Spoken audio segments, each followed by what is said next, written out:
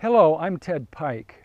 Recently, in the House Judiciary Committee, Republicans requested that the federal hate crimes bill exclude pedophiles from special federal protection. This amendment goes to the end of the bill.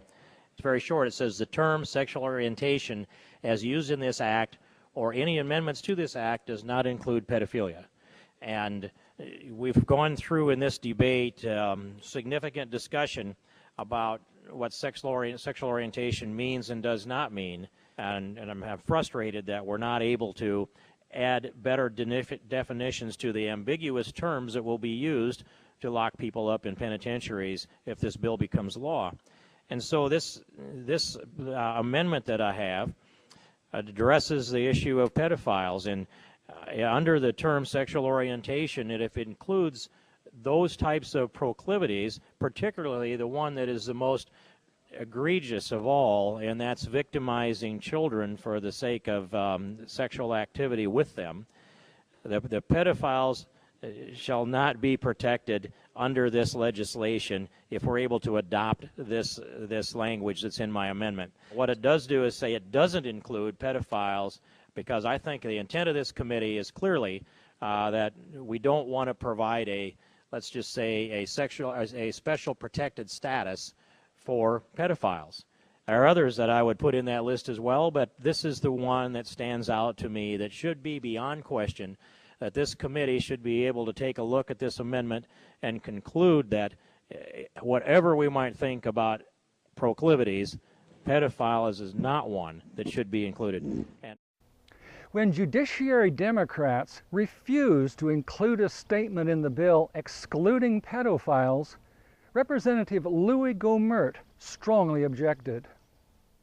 And we just rejected an amendment to include pedophilia from being part of this protected class. Do you realize what that means? If a mother hears that their child has been raped, it has the effect of broadening, and she slaps the assailant with her purse, she is now gone after as a hate criminal, because this is a protected class. There are other protected classes in here.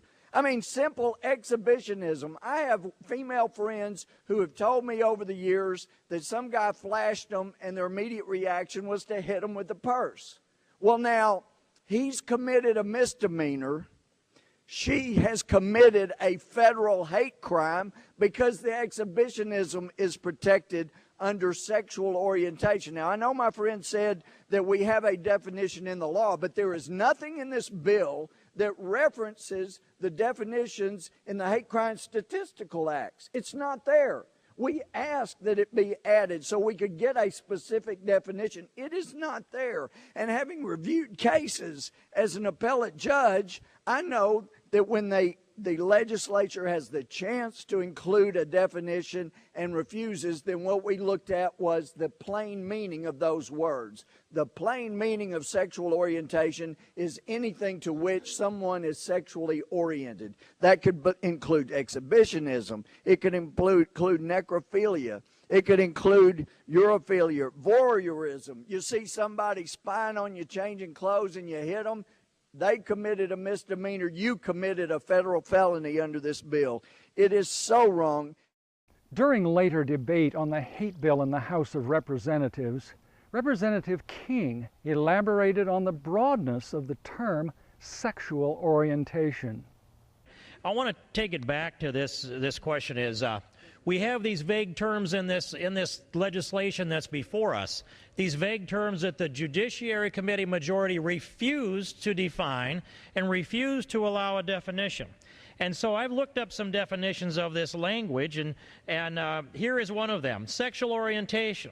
We'll go to the Merriam-Webster's dictionary under medical, and it says sexual orientation, one's attraction to and preference in sexual partners. One definition. Here's another definition that comes from the American Heritage Stedman's Medical Dictionary. It says sexual orientation is sexual activity with people of the opposite sex, the same sex, or both. So one is an attraction definition, and the other one is an activity definition. And now I go to the American Psychological Association, those people that have identified 547 different paraphilias, and they say sexual orientation is different from sexual behavior because it refers to feelings and self-concept. Individuals may or may not express that in their behaviors. So here we have this, again, these broad definitions and these so-called hate crimes legislation that truly are thought crimes, because without the thought you're not going to have the hate, and it can only be defined by trying to look into the skull of the victim and the perpetrator. And there's never been legislation that's presented that's been this broad, or that imagines that it can define something that is in the head of a victim and in the head of the perpetrator at the same time, let alone what might be in the head of the judge, Mr. Speaker.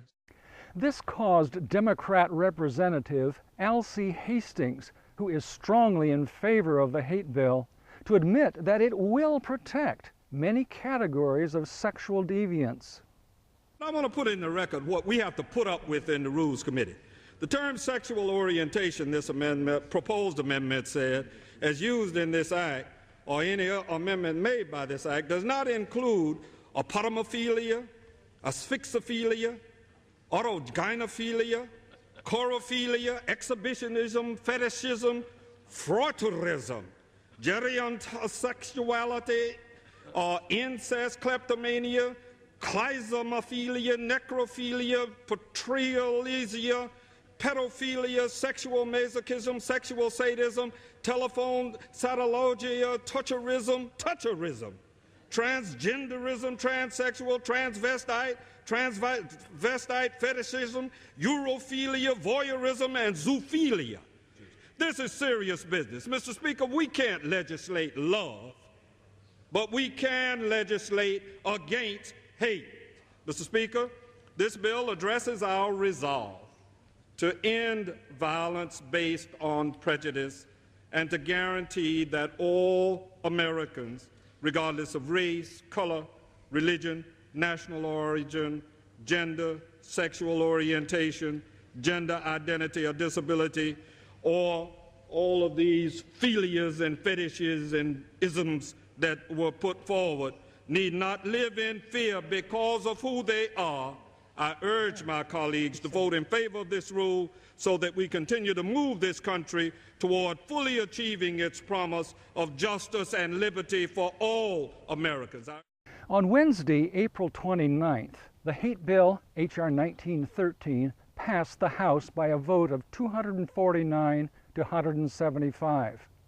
The previous day, Senator Edward Kennedy introduced his Senate version of the federal hate crimes bill, S. 909.